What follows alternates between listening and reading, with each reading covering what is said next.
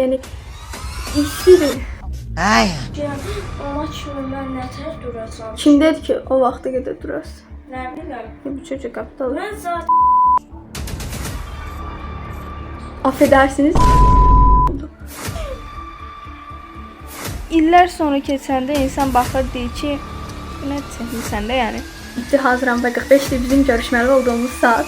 Və mən hələ də evdəyəm. Teşekkürlər. Artıq bilgidi həyatınızın bir parçasıdır. Yorgunsun değil mi? Yorgunum. Saat 9'dur. Durmuşam belə, saçımı düzləşdirdim, amma biraz buraları hava çox istidir. Ona görə kombin eləmək falan dərdi çəkməyəcəm. Yeni aldığım şalvar geyinəcəm, bir də make-up eləyəcəyim. Az halo yağır ey göyden.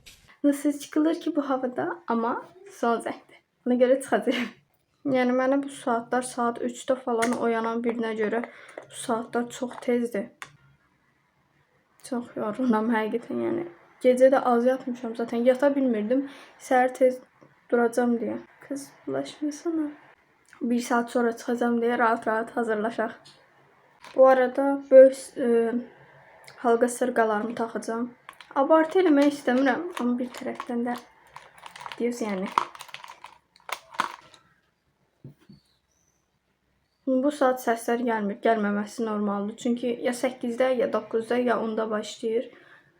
9:45'te falan çıxmış olacaq.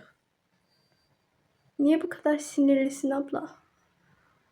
Qurumadı ki. Yayda nemlendirici falan, ümumiyyətlə Tanal falan istifadə etmək hissim, yəni istidir. Ay. Bana şu bir damda bana çağırırsan söyle. Öyle bir gün şilliyle vurursun gir içeri. Bütün isyanım istiyədir. Yəni sərin oturmuşuq, isti olmasın. Güzel. Çox azca, yəni taktım buna kafanı. Olmur. Ət rəngindən.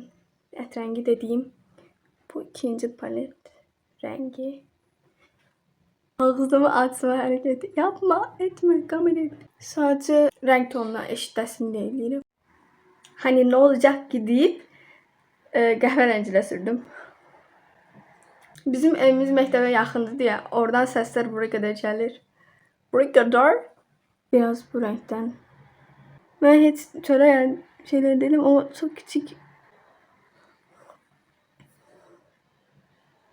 Affedersiniz. Vazgeçtim. Rezil rüsvay olduk. Bütün getdi də yəni. Tez bir sabitleyip istifadə edip ondan sonra neyse.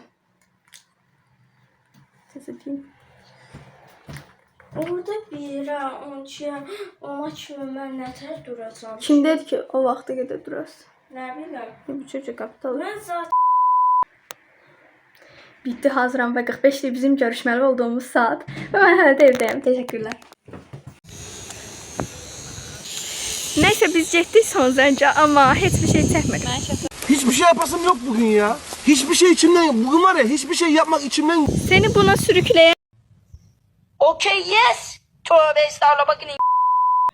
sanki qısa çolka kəsib, daha doğrusu qısa çolka kəsməyəsəm dincələn deyiləm ya da mikro eləyib qoyacağım axırda bu hara gedəcək bilmirəm. Yenə eyni zaten belə eyni yəni dəyişik bir şey olmadı amma təzələdim bu cür şey.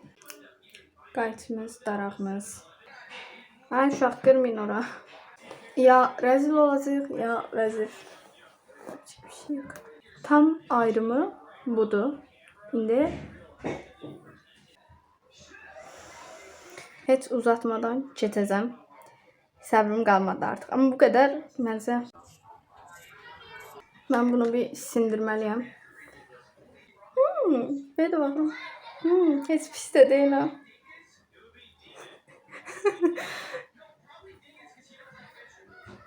Hoşuma gitti. Devam et. Buradan üçgen eləmək üçün saçımın bu boyda hissəsini kəsməm lazım. Yəni sadəcə bir şeydən ötürü. O olmasa da onu kəsməsəm də çolka olmur yəni. Şöyle bu cür olanda mən başa düşmürəm çolka olmur. Yəni biraz daha qısa mı kəssəm tam önünə düşəcək çünki bitti. Gedim qurudum. Patladım yani. Ama pis de değil. Bu kadar da yoktu. Gözümün üstüne çok düşür. Biraz daha. Benim zaten solkalı bir prime dövrüm var idi. Geri geldik.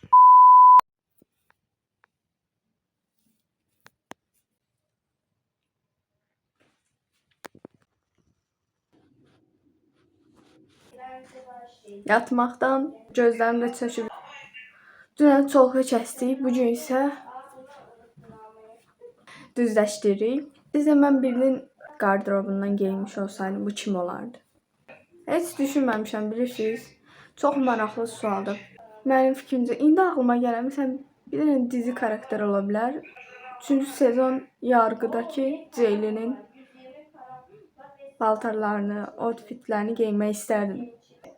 Tam o savcılıq şeyini verir, vibe'ını verir axı.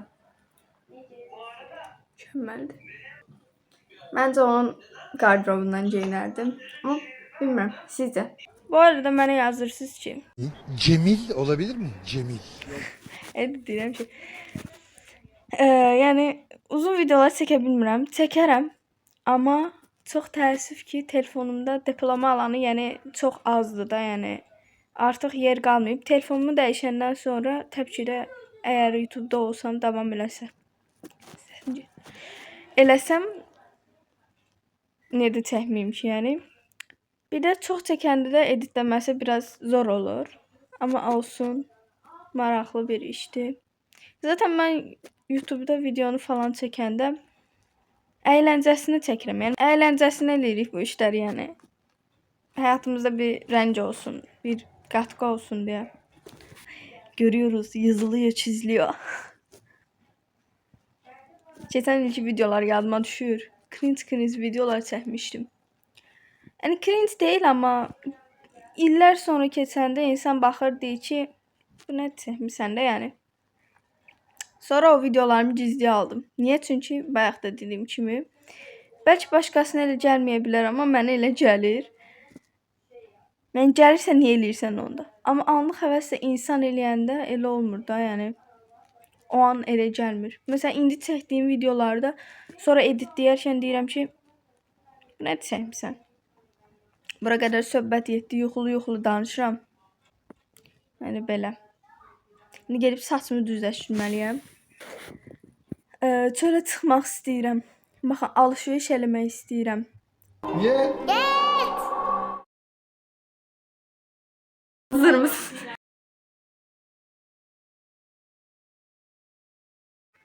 Neyse halledeceğiz. Halledeceğiz demiştim. 6 hours later. Yorgunsun değil mi? Yorgunum.